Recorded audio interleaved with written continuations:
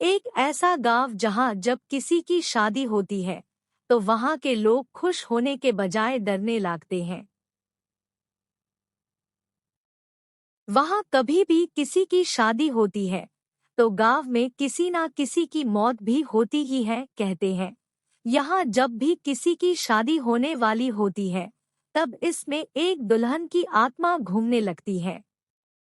अभिषेक आज सुबह ही अपने दोस्त अर्जुन के गांव आया है, क्योंकि 5 दिन बाद अर्जुन की शादी होने वाली थी। सुबह से अभिषेक अर्जुन के घर में बैठे बैठे उपसा गया था, इसलिए अभिषेक अर्जुन से बोलता है, भाई कब से यहाँ बैठे हैं, कम से कम तू मुझे अपना गांव ही घुमा दे। अभिषेक की बात सुनकर अर्जुन समझ गया था कि ये यहाँ बैठे बैठे उब गया है, इसलिए अर्जुन उससे बोलता है, चल ठीक है भाई चल। और इतना बोलकर दोनों घर से बाहर जाने लगता है। तभी दोनों को बाहर जाता देख अर्जुन की मम्मी बोलती है, कहाँ जा रहे हो बेटा तुम दोनों इस समय।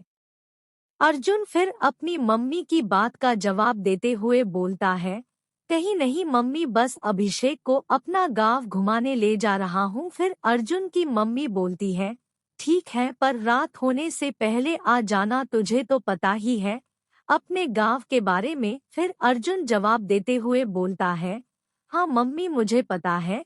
इतना बोलकर अर्जुन अभिषेक को अपना गांव घुमाने चला जाता है। अर्जुन का गांव काफी बड़ा और सुंदर गांव था, काफी चहल पहल थी उस गांव में। अभिषेक को भी काफी मजा आने लगा था। वो दोनों घूम ही रहे थे, तभी अर्जुन के फोन में उसकी मम्मी का फोन आता है और वो अपनी मम्मी से बात करके अर्जुन फिर अभिषेक से बोलता है, यार भाई तू गांव घूम, मुझे अभिषेक कुछ जरूरी काम है, मैं घर जा रहा हूँ और तू भी रात होने से पहले घर आ जाना। इतना बोलकर अर्जुन अपने घर जाने लगाता है और अभिषेक हाँ में अपना सर हिलाता है और आगे बढ़ जाता है।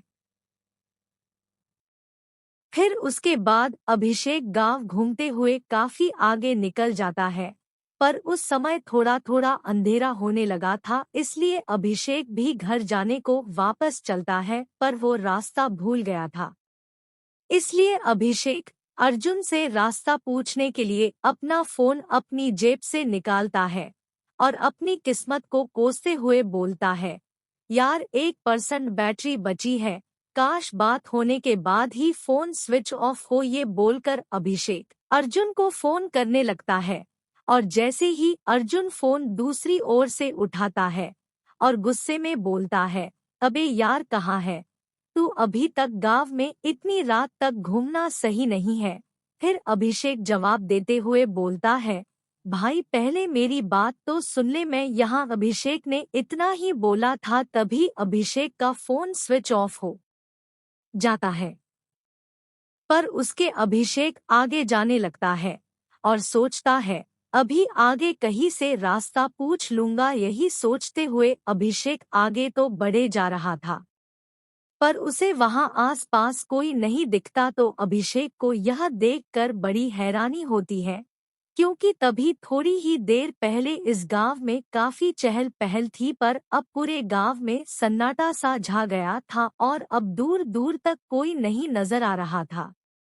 अभिषेक इधर उधर चले ही जा रहा था, पर वो अर्जुन के घर का रास्ता नहीं ढूंढ पा रहा था। रास्ता ढूंढते हुए अभिषेक को अब लगभग 2-3 घंटे हो गए थे और अभिषेक अब काफी थक सा गया था। तभी उसकी नजर उसके सामने एक लड़की खड़ी थी जिसने दुल्हन के जैसे कपड़े पहने थे और वो उसे देखकर मुस्कुरा रही थी।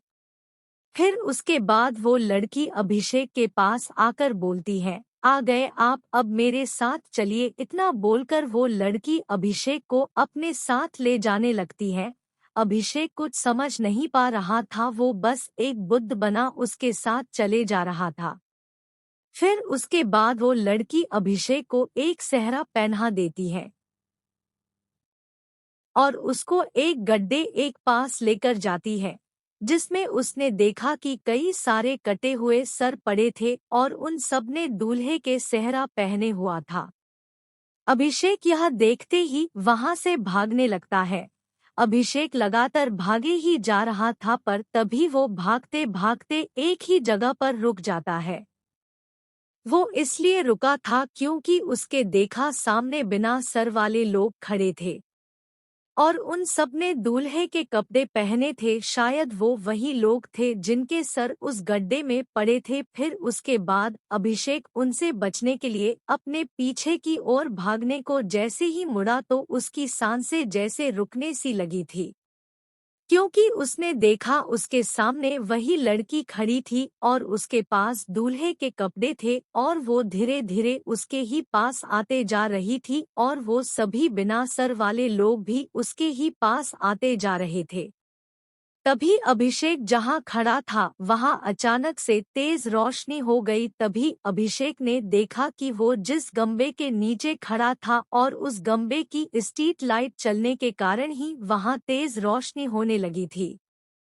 तभी अभिषेक यह नोटिस करता है कि जब से वहां रोशनी हुई तब से ही वो लड़की और वो सभी बिना सर वाले लोग वहीं रुक गए थे और अभिषेक भी यह समझ चुका था कि अब उसे बचना है तो उसे वहीं रुकना होगा। इसलिए अभिषेक उस ही गंबे के नीचे ही खड़े होकर पूरी रात निकाल लेता है। फिर उसके बाद अभिषेक जब अर्जुन के घर आकर सारी बात बताता है, तब अर्जुन की मम्मी अभिषेक को बताती है, वो दुल्हन की आत्मा इस गांव में कई सालों से है। कहते हैं उस लड़की की जिस दिन शादी होने वाली थी उसी दिन उसका कत्ल किसी ने कर दिया था और तभी से वो जब भी इस गांव में किसी की शादी होती है तो वो किसी ना किसी की जान जरूर लेती है। और तुम इसलिए ही बच पाए थे क्योंकि जिस गंबे के नीचे तुम खड़े थे उसमें सफेद रोशनी देने वाले एलईडी लाइट लगी थी और यह कहते हैं कोई भी शैतानी शक्ति सफेद रोशनी में नहीं आ सकती।